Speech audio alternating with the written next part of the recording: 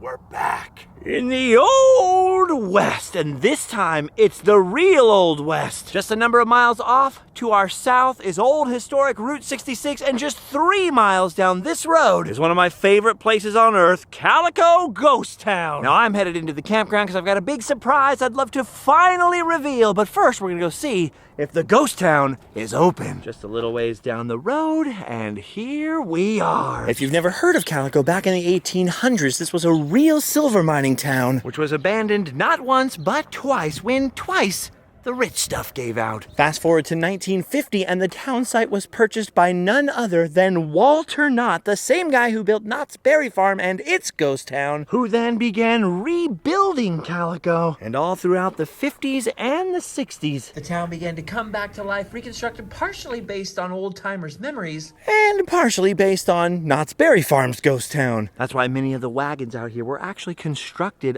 at Knott's Berry Farm. And even though the town was later donated to San Bernardino County and became a little bit more of a serious tourist attraction, if that makes sense, if you've ever been to Knott's Berry Farm, Calico will still feel very familiar to you. I mean, you've got the old-timey photo studio, the Calico candle shop. I had a feeling Allie would want to go in there. The town print shop where you can buy all kinds of hand-printed material, including some ghost town marriage licenses. Sound familiar yet? You've got coin-operated vignettes, old hand-painted signs, artifacts, and historical dioramas complete with creepy mannequins. I could honestly go on and on about the similarities and tell you so much more about Walter Knott and the history of his version of Calico. A history that, no matter how obvious it is, sort of gets glossed over by the county park that is Calico now. But I think I'll spare you until a future adventure when we have a lot more time to talk about old Calico and a lot more old photos to go through, especially because the town is actually closing in something like 10 minutes from now. But come on, the Bottle House, they got their own version of the old haunted shack. It's basically Knott's Berry Farm's ghost town reimagined and rebuilt at an actual ghost town site. This is actually Allie's first time to Calico. We've driven by it lots of times together, but even though I've been out here with you guys, in fact, a number of times, somehow we've never managed to make it here together with Allie. And even though it's still like in the 80s, cooling down from a very warm 90 degrees, and Allie usually hates the desert and heat, I've heard a number of cutes out of her mouth today, so I think she approves of Calico. There are a number of original things left here in the ghost town, like the old Maggie Mine, a couple of the old structures off that way, and of course the main silver mine tunnels are still left dotting all throughout these hills. But as for me, and maybe it's because I've been spending a lot of time at Knott's Berry Farm lately, all I see is all the Knott stuff. Like this old Claude Bell statue of seldom seen Slim that's always looked to me a lot more like Jimmy Stewart. Well, gee, Mother, I was just taking the mule to Calico. I was gonna see if I could get out of this old building and loan. Or maybe I could strike it rich.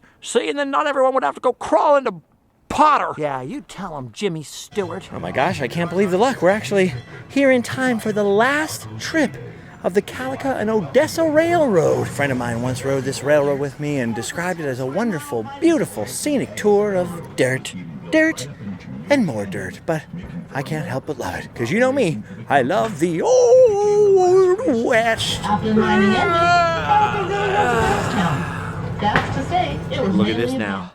We're after 5 o'clock, and all the streets are as empty as if a gunfight was about to erupt. I almost accidentally said ghost fight, which reminds me that Calico is supposedly very, very haunted. Probably because somebody left the old hearse just sitting here. And even though Allie absolutely loves ghosts and all things paranormal, or at least she says she does. You always say you do, but then anytime there's a rustle in the bushes at night, you're like, scary. So I don't think you know what you want. I just want a friendly ghost. Like Casper? Yeah. Well, if I know anything about ghosts, and I think I do, you can't always count on them being Caspers. So now that the last visitors are making their way out of the town for the day, I think we're gonna take one last quick look around because it is Allie's first time. She's kind of doing an overview, and then head on back down to the campground for the night where I want to show you something epic. Right, Allie? Mm-hmm. Wow. It's always so beautiful out here. You know, Calico's like a funny place, a funny ghost town, lots of hokey, touristy type of things. But when you're out here, every once in a while, you manage to actually kind of get away from the crowds for a second. And you hear the silence, except for one old air conditioner. And then you just realize that even though the desert is harsh, and yes, it can be kind of ugly at times, it can also be very beautiful. All I hear is potatoes and molasses. Oh, potatoes and molasses. Well, what did you think of Calico? I know it's just a quick look. I know tomorrow we'll do more stuff and go in all the little cute shops and things, and then you'll love it for sure. But what did you think of your first glimpse? I liked it. It's really cute. Does it remind you of anywhere? A little bit of Knott's Berry A Farm. little bit of Knott's Berry Farm, you see? People always think that Knott's was inspired by Calico, and that's because Walter Knott actually did live out here on the dusty, sandy flats of Newberry Springs, not far away, and actually even worked here for a little while during one of the times they tried to revive the silver mining in the town. But when he was here, there were only 5 buildings left, and some of those didn't even have roofs. So Calico is a lot more modeled after Knott's Berry Farm than Knott's Berry Farm is after Calico. All right, Allie, you ready to go? Then let's make our way. All right, so you've probably already figured out by now that this isn't our normal, usual Randomland adventure. As I film this, it's actually my birthday today. I wanted to get away and kind of escape to the desert, not answer my phone, not deal with a bunch of happy birthday, you know. Not a big fan of birthdays. But even more than that, I had something that I wanted to show you guys. Something I've been holding off on sharing and holding back for weeks. Something that's either the most awesome thing I've done in a long time, or maybe, just maybe, the stupidest thing I have ever done. As you guys know, for me, the last several years have been very tough. And we're not just talking about the pandemic and not being able to go anywhere for a long time, but even as other people were ramping back up and kind of getting back to normal, we were going into even more of a decline. Mostly because Allie's health and the stuff that we tried to keep secret as long as we could, but then of course she had to have that massive surgery recently, and we're only barely now recovering and starting to get her out of the house little by little. And so for me, I love Allie, and I feel super blessed and happy that I was able to be with her and take care of her and spend this time with her to make sure she was okay.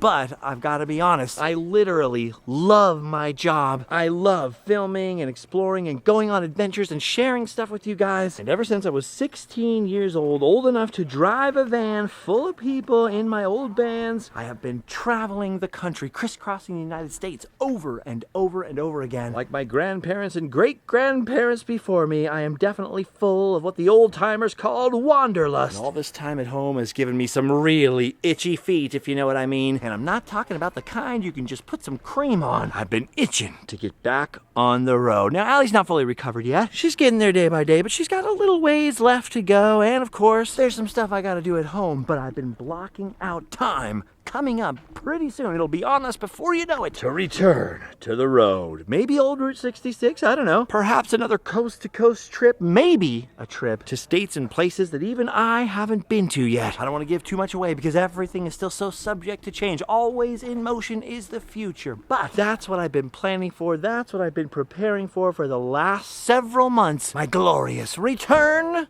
to adventure. Now, right around the same time I started doing these videos, maybe a year or two afterwards, my band broke up, I ended up getting divorced, and I sold the last of 3 band vans that I used to have. I figured now that I was gonna be on my own in the world, I didn't need a big vehicle anymore. I wasn't gonna play music, I knew that, so I downsized, I bought that Mustang, I cruised around in that thing till I had about 200,000 miles on it.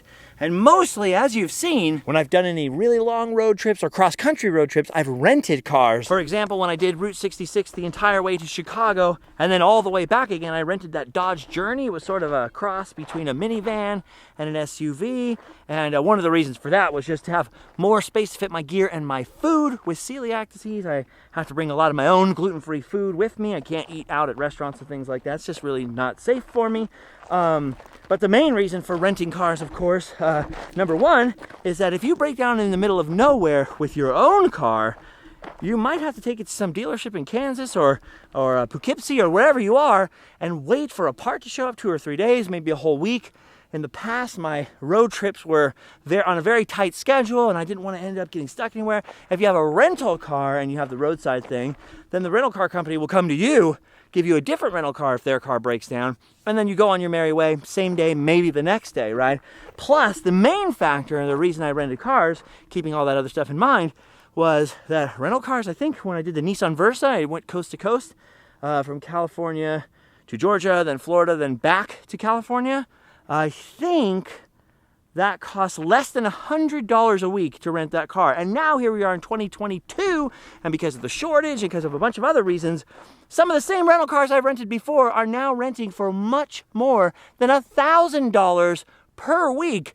So I'm factoring all this into my brain, especially as I'm thinking Allie's car has some problems, the Ford Escape that we bought, which is not very big, by the way. London and I tried to go camping in that thing when he was still little even, and just our gear together with my food, the whole celiac disease thing, and of course I got the bad back, so I had a cot and everything, filled the entire car. We couldn't even have taken Allie with us if we'd wanted to, right? So space, and if it breaks down, the rental cars used to be cheaper, but there's another thing, and it involves London. Just a few days ago, he turned 15. 15! He's already way buffer than I am. He's already way stronger than I am. Don't tell him that I said that. And for some stinking reason, he won't stop eating and drinking and growing. I mean, the kid is getting enormous. Add to that I'm not just on my own anymore with London some of the time. We've got a full-time Allie, and we have had a full-time Allie for the last 5 years, and she likes to go on road trips now with me. We did the Oregon thing. We've done a whole bunch of trips together now, and London wants to go on more and more with me as he gets older, and we just need physically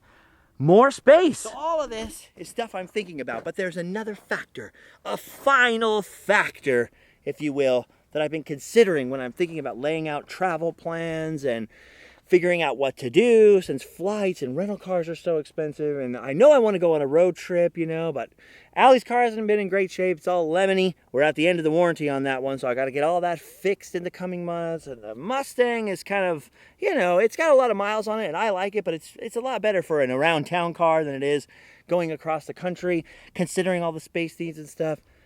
So I'm thinking about all this stuff, and then that final factor. The final factor, my friends, is my heart. Now, I don't know if you have seen my other updates about that, but basically I got told I have a heart problem. They're PVCs, they're very common, everybody has them. I just have a lot of them, way too many. And so now, over the past several months, what you haven't seen, completely off camera, I haven't even talked about it, is I've gotten CAT scans and MRIs now, and a bunch of Holter monitors, and tried different beta blockers and other heart medications, and basically the long and the short of it is nothing changed. I just have this horrible arrhythmia, and the only way really you could solve it is probably by going in, having open heart surgery, and killing the part of the heart essentially that makes the crazy heartbeat. And so they say that I'm way too young to do that. It's not worth the risk, that there's no abnormalities or deformities or anything in the heart itself. There's no hardening of the arteries. I don't have any heart disease as far as they can tell. It's just this wacky arrhythmia being created electrically by some weird part of the heart. And since I'm too young, they say, to go in and risk fixing it, for now, it's just we got to keep it as is and monitor it situation. However, I don't know if you remember, part of the deal when they told me I had this heart problem was no strenuous exercise, or rather when you start feeling the symptoms, you got to cool it and calm down immediately, wait for the thing to die down. There was a bunch of restrictions on me to basically not run around too crazy, and mostly to any time that it starts to do the thing, rather than letting it stack up on itself and risking having a heart attack or something go horribly wrong, or an arrhythmia that you can't get back out of, is to stop where you are, stop what you're doing, and take a rest, right? So roller coasters okay, theme park haunts and stuff okay, but if the thing, then stop, rest, stop what you're doing. So keeping that in mind, I asked the doctor, well, what about when I go on these road trips, when I travel and do all this stuff? I want to start doing that stuff again. And he says, well, you'll be fine. All you need to do is just make sure you always have a place, as much as you possibly can, where you can just lay down and rest when things get crazy. And so I just kept thinking, man, the more I listen, the more I just wish I had my old band van back. Not my last band van, a big 15-passenger with a bunch of benches, but my old band van, the conversion van, the band van that had the scarred painted on the side of it, and it had an old bed that folded down, the whole thing, like an old 90s or 80s conversion van. And you may remember, I went out with my friend Ken, we went out to Compton, we checked out an old van that I thought might be the one. Man, I was itching and burning for that van that was so much like my old van before the spray paint went on it. I mean, almost a twin, but it just wasn't the one, my friends, it just wasn't the one. And thus ended the quest. After all those years of always owning vans, it looked like I would never own a van again. Until I bought a van. Oh my gosh, what have I done? After 15 years of driving vans across the country back and forth, and then a 7-year break without a big van, I went and did either the dumbest thing I've ever done or the coolest and bought an old 90s conversion van. Now, I want to say right from the beginning, this is going to seem like it happened all of a sudden to everybody else but me. I have been laying in this plan for a long time. As a matter of fact, remember all those wooden signs that I sold? That's what I was doing, was selling wooden signs and stacking up money slowly but surely, hoping that I would be able to get one of these sweet vans. Hoping that maybe, just maybe, I'd be able to buy another sick used van. Unfortunately, every one of these sick old school conversion vans from the 80s or the 90s, particularly the Chevys that I were looking at, were all hunks of junk in my price range, even in slightly okay, kind of crusty, dirty, and believe me, we looked at a lot, and I mean a lot, of dirty vans with wires exposed. Yeah, this one's good, but it's got no seat belts. So we looked at some where the radios were all ripped out, there's wires all over the floor, where there was no floor, holes to the ground. Even in that super rough interior shape, but even just slightly mechanically sound shape, these things were going for $11,000, $12,000, double what I could possibly hope to scrape together, and I was like, I don't think it's gonna happen, man. Darn, it was such a great idea. I thought the dream was dead, but for some reason I kept looking. I just kept looking around, and finally I found this one ad on Craigslist, actually about halfway through the search, where these people said they had a van, and they'd had offers on the van, and people come to see the van. But they didn't want to sell it. They were waiting for just the right person. It wasn't about money. It was about the van finding the right person. So of course I wrote back and said, hey, I think I might be the right person. You know, I'm doing these videos, I'm traveling around. It's all about positivity and friendship and all that good stuff.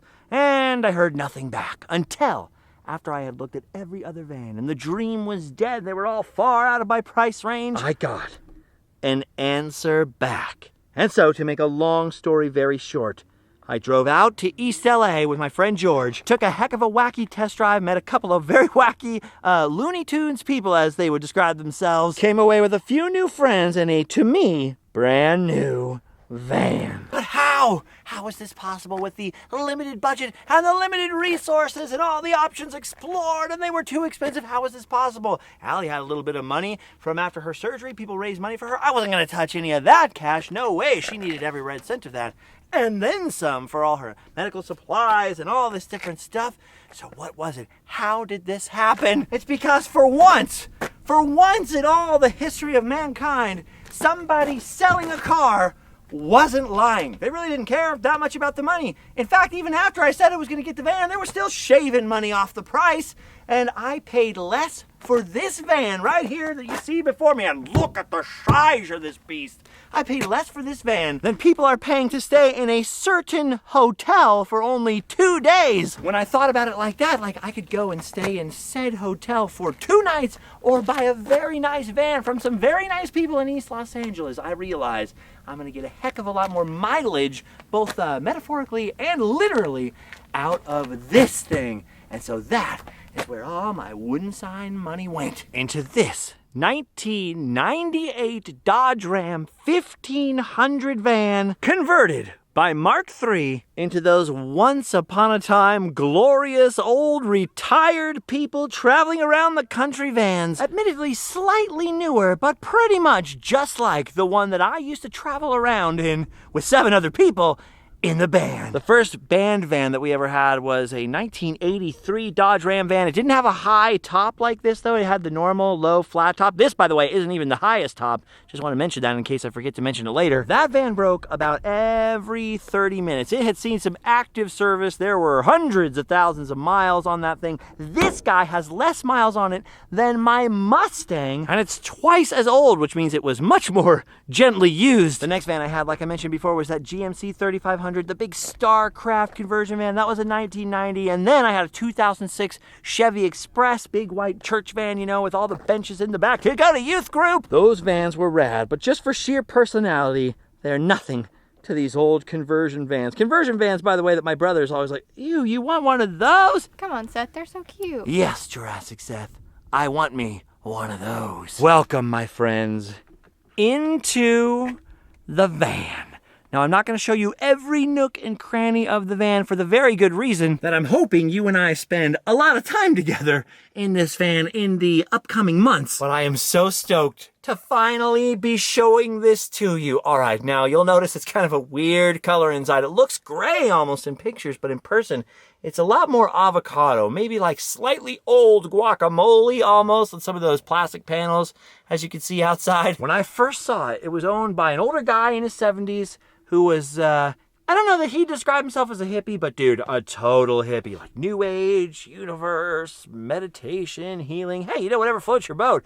But a total hippie guy who had used it as sort of like a party van kind of thing. There were some very exotic looking curtains, and I was told some metal bells all in here, and they took it to the beach and, you know, try to live that van life for a little while in here. But it was a pretty rough interior shape. Just that it had been sitting for a while. It was dusty, dirty, a little greasy. But I didn't care about that. I was looking underneath the layer of dust. I was looking and I was thinking, dude, it's all there. Look at this. Look at all this old stuff. The old tape deck in the back. The old caddies for headphones. The old TV and VCR running lights all through the van. You'll see what these look like at night. They look a lot fancier than they do right now, let me tell you. Even a little area to switch to your Super Nintendo from the VCR if you had such a thing hooked up, and one day I intend to. Most importantly, a mid-range high top so that I could at least stand up on my knees without hitting my head. And best of all, the super sweet, super plush bench in the back of the van, which of course I could lay down and sleep on if I needed to, but I don't need to, because all I really have to do is wait till it's empty back there, push this button, and it folds down into a bed. Perfect for resting my heart, just like the doctor ordered. It's all there. The bed works. They told me the AC works. The thing was smogged. It's running well.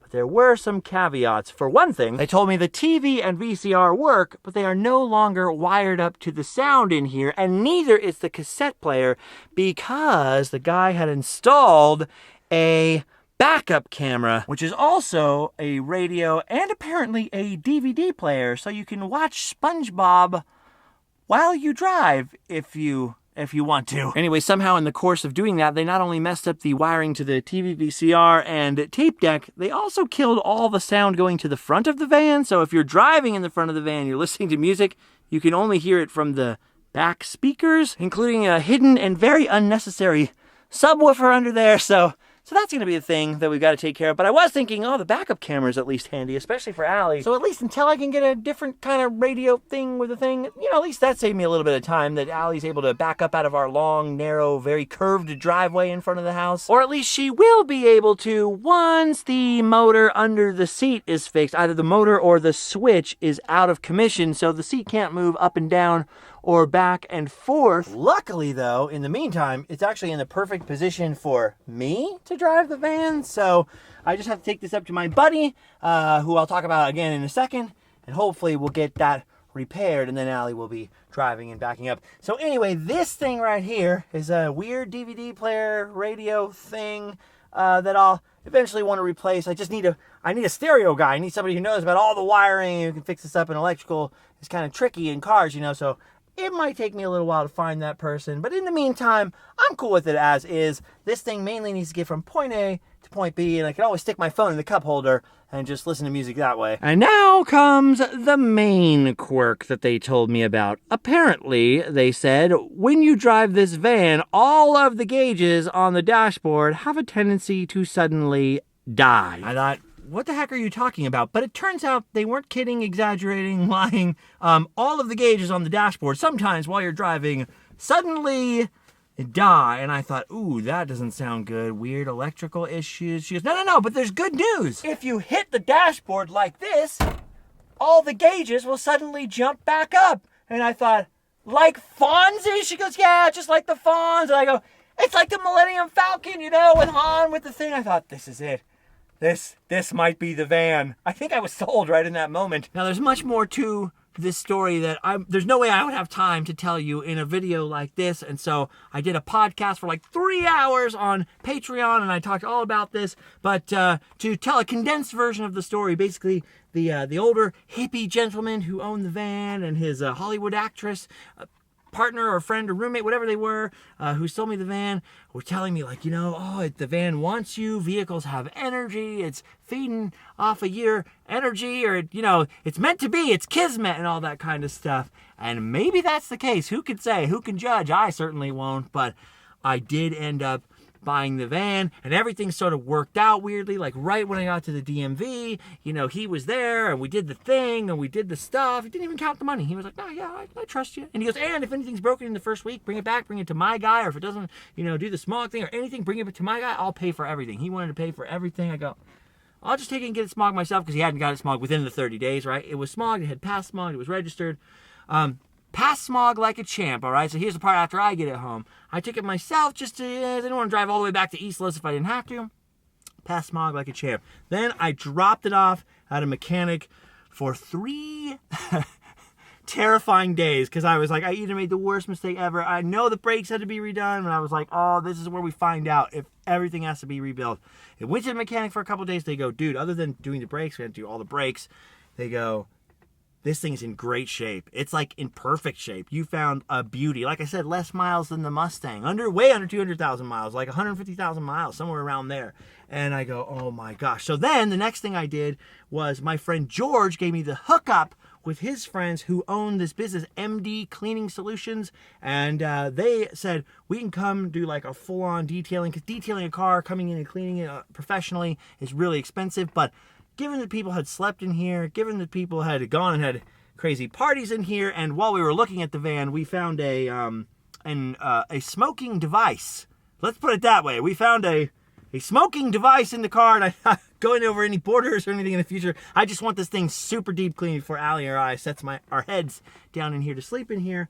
And so George gave me the hookup with these detailing people that he knows and trusts super well, and they came and did, like, for a super low price, MD Cleaning Solutions, in exchange for me just letting you guys know who did it, came and totally cleaned this thing, like under the carpets. I mean, they spent hours, seriously hours, just going over every nook and cranny and basically sterilizing the whole thing. In fact, they wanted to go even longer and do the whole toothpick and Q-tip and get every little dust spot out of here. But I was like under the gun for time, so they only had a few hours to do it, and they really worked hard all morning long and did it. I paid them twice what they asked me to, but they still gave me a super great deal. MD Cleaning Solutions. I'll keep putting it on the screen or whatever. And that's their Instagram. You can get a hold of them if you need any detailing. And I gotta say, they did a fantastic job for me. And I was like, don't worry about that. Don't worry about that. Otherwise they would have done an even better job. Unfortunately, when they were here pressure washing and cleaning the van, that's when we discovered that the front windshield had a pretty gnarly leak in it, and that's probably what was causing the shorts and weird stuff in the dashboard, is that moisture is oxidizing where all the ground wires and stuff are. At least that's what my mechanic buddy thinks. And water is definitely coming through the windshield when it was raining, and when you look behind the rubber on the windshield, it was totally foobar. And so if you're seeing this dirt all down here in the van currently, that is because since all underneath this was just basically dust, when the windshield had to be replaced yesterday, it sort of got everywhere. And that's why even the front of the van is kind of dirty, because the guy had to come and basically do this huge glass windshield all by himself, and he resealed it with all brand new rubber. It wasn't supposed to be a whole new windshield, but basically the second that he pulled that thing off, it cracked. That was the risk, and so we knew the price just in case that happened, and it had to be a whole new windshield in here, but it's all now sealed. And he even did me a favor. There's a couple of rust spots, very typical of these type of vans, happen to every van I ever had. From the inside, he sealed that up with some rubber. That way I can seal the exterior with a little bit of silicone, probably some Plasti Dip, and then it can limp on until the next thing. Otherwise though, every mechanic I've talked to so far says everything is sound and good. There's a bunch of little stuff, little cracked interior stuff.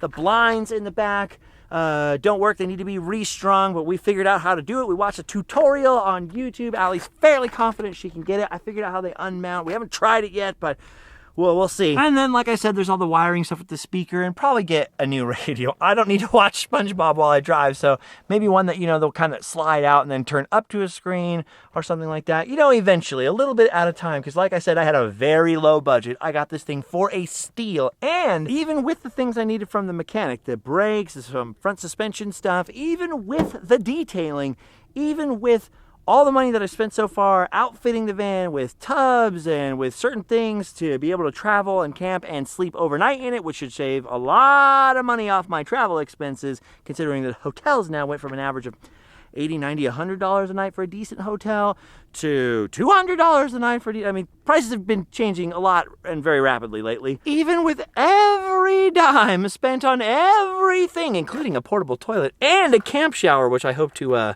talk to you guys later about once I've actually tried them out. Even with every dime that I've spent so far, I still spent less money than it would cost to go to that certain hotel for 2 nights. So I think I did pretty good. Of course, I could be wrong. We could head out to Kansas in a few months and then find ourselves in the middle of nowhere for a long time with Toto and Auntie whatever her name was. Ugh. Now, before you think I was totally reckless, I was talking to my buddy Adrian, shout out to Adrian up there in San Francisco, who has owned one of these exact vans, rebuilt the whole thing himself, and was a mechanic for years and years and years the entire time, sending him videos of here's how the engine sounds, here's the little wiring quirks, here's all that stuff. And between him and, double checking the prices all on the internet and all that kind of stuff, I happen to know that even if the motor were to blow up, I could still sell this van for more than I bought it for. So I think this was probably, as far as risks go, probably one of the better risks that I've ever taken. And hopefully will be our steed for adventure. Now, I don't have a name for the van. You and I and everybody else knows eventually people will probably refer to this as the random van, and there's nothing I can do about that. And hey, maybe we could even call our travel episodes Randomland, right? No, I'm only kidding. But as far as names for the van goes, I don't have one. I haven't settled on one. Chester? Mabel? The best band van name I ever heard was Miss Piggy, which was my friend's prima donna's band. Their band's name was Miss Piggy. Our old band van's names were the Tank, because it made this horrible sound like a bad Panzer tank, and the Stallion for the big white thing, which I never liked, but our bass player insisted on calling it that, so that's what it was. So if a van, like a ship, has to have an official name, well, this one's just going to have to wait. I don't have it yet. I thought about calling it Alan after the guy I bought it from, but I don't know if vans are boys or girls, or if that's an outdated concept or what. However, in the meantime, we have been referring to it as the Heffalump. I didn't come up with the Heffalump. I wasn't calling it the Heffalump. I'm still not sure I like calling it the Heffalump, but my mom came over and was like, yeah, it looks like a Heffalump. And ever since then, Allie and I have been like, yeah, Heffalump. It does kind of look like a Heffalump. So proper name or no, I think this van's nickname, at least for the time being, is the Heffalump. So basically, there you go. There's your 10-cent tour of the van. I'm sure I'll show you more of it and little cubbies and all the little camping things. But the main thing is that today was my birthday. I wanted to get away from town. I had been keeping this under wraps forever and ever, so I just wanted to get it over with, pull off the Band-Aid, show it to you guys, and then Allie agreed to come out to the desert, which she doesn't even normally like, to just be out exposed in the desert for a long time, and actually camp in this thing, because to my surprise, from beginning to end, the entire time, the one person who was fully on my side was Allie. From the moment we set foot in the very first van we looked at, she was like, oh my gosh, I want one of these. We have to get one. I thought you were going to be like, these greasy, dirty old vans, okay, you're like another one of those things where you're like, okay, whatever you want to do. I mean, you're always supportive of me, no matter what, but sometimes you're like, okay, supportive. But instead, you were like, you have to get it. I was like, I don't know if it's the right thing to do. You're like, cool. You have to get it. Yeah, are you excited to sleep in it? Yeah. Are you excited to sleep in a van with no air conditioning out in the exposed desert, wake up in the heat? A little. A little. A little nervous. See, when I was debating and I was going back and forth and I was like, I really don't know if it's the right thing. The other person who, to my surprise, came around and was totally on my side was my dad. And my dad's like very logical and very like, new cars are better because they have warranties and things. And he was listening to me list off all the things and all the reasons and the heart doctor. And he goes, you know what? For what you're doing, for the adventures you're particularly going on, for the road trips you want to do, and for as low cost as it was, he's like, I think you did pretty good. So I'm like, oh my gosh, this is all coming up, Justin. So the Heffalump has become My birthday present, and for better or for worse, I once again have returned to my roots by owning a van. Oh, that's what I was going to say. The other thing about my dad is I was trying to go over it with him like, oh, you know, I'm still not sure, da-da-da-da. And I was like, you know, sleeping in the van was super miserable. So what if I get out there, I sleep in the van twice, and I go, you know what, this isn't for me. Because my intention, by the way, is not to sleep in this thing every night. It's not to turn this into a van life channel or anything like that. Don't worry about that. But every once in a while, you sleep in the van, it helps you, you know, you don't have to stop, you don't have to check into a hotel or anything. You just boom, crash in the van, get up and go the next day, and to have it as sort of mobile command center during the daytime. But if you could sleep in this thing 2 or 3 nights a week, you've shaved $200, $300, $400, $500, $600 off of the bill of the trip. I mean, that could come in pretty vandy, if you know what I mean. Anyways, I'm telling you, I don't know how much I'll actually sleep in it. I mean, it's pretty miserable living in the van for those 15 years that I was traveling and touring in a van. And he goes, yeah, but you were with, you know, 4 other people in there. It's different living in a van with 4 other people than just sleeping in your own van by yourself. Touche, Father, touche. Anyway, you can hear the anxiety in my voice because I'm still like, oh my gosh, what have I done? But as the sun sinks here down in the old western skies, I think that's really all there is to say and all there is to show for the moment. You and I will be taking this out on the road after this little test drive with Allie, and I'll show you in some of the cubbies and some of the things like this trash can here. I wanted to buy like a trash can. I was thinking all these different ways to mount a big trash can or put a trash can, and then I realized there's this $2 trash can from Walmart. It fits perfectly right there, suspended, couple of zip ties, kaboom, you're done. Anyway, all that stuff will have to wait until the future, until we get this thing out on the road after all those Oceanic Arts events coming up in April, because we are rapidly losing sunlight now, and it is time for me to help Allie set up camp for the night. All right, as you can see, the bed is down. It's the first time we're trying to put sheets on it. Queen, a little too big. We found out full, a little too big. It's more like a twin. It looks a roomy twin, maybe. Luckily, Allie here is very small, so I can always put her in the front seat and make her sleep sitting up if I need to. No, I'm just kidding. I'll make her sleep on the ground. No, just kidding. Don't hit me. Also just kidding. Allie doesn't hit. All right, enough of my yak. Time to make camp. Look at this. Allie's cooking jambalaya. This is her first ever time camping ever. She's making me jambalaya over here. Well, first ever time camping as an adult. Anyways, anywhere.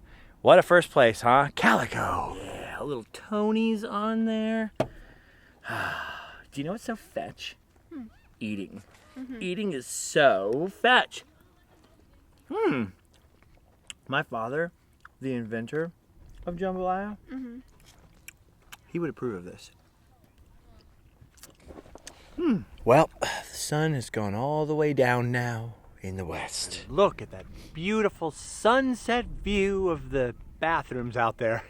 Glowing in the distance. In our van, all lit up with the glow of the firelight, and all those girls camping over there behind us. How romantic. Only time will tell if getting the van was the biggest mistake I ever made or the most awesome thing we've ever done. But I have to say, sitting out here, having driven in a van all day, sitting in the front, feeling like the captain of my own pirate ship again, then coming here, looking at a little glowing fire and the warm Calico desert wind with the most beautiful girl in the entire world who is finally starting to feel better enough to do something crazy like sleep in a car. I couldn't have asked for a better birthday than this. The only thing that makes it a little better is that we got to share it with you guys. But for now, we like to be alone. So you've done your duty. You can go home and what? Sleep well. Sleep well.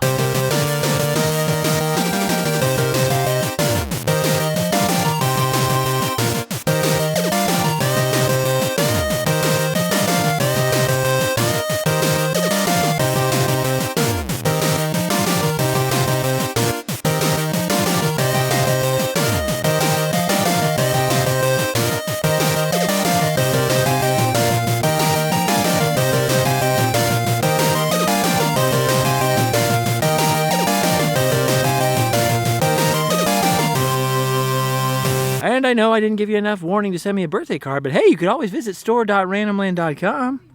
What do you think about that, huh? Heck yeah. All right. Well, the night got windy and warm. A lot of other campers have joined the fray. But we've eaten now. We've put almost everything away. Got a little Duralog fire going since we forgot to buy firewood, but I luckily packed away some Duralogs. Check this out. Didn't want to end the video without showing you the mood lighting. This is Allie's favorite part. There's some also underneath her, but there's pillows kind of in the way blocking. Yeah. What'd you say it was like? Movie theater lighting? It's so cute. Yeah. Wow. Scared me. It was a butterfly. Butterfly. Oh, literally a butterfly landed on the screen back here by my face, and I freaked out. I forgot to close that. Put a chip in my mouth. So What? I thought I just put a chip in my mouth, so you're gonna have to wait. Oh, why? What were you going to say once the chip was out of your mouth? Happy birthday. Oh, thank you. Now what do I do? Go home and sleep well.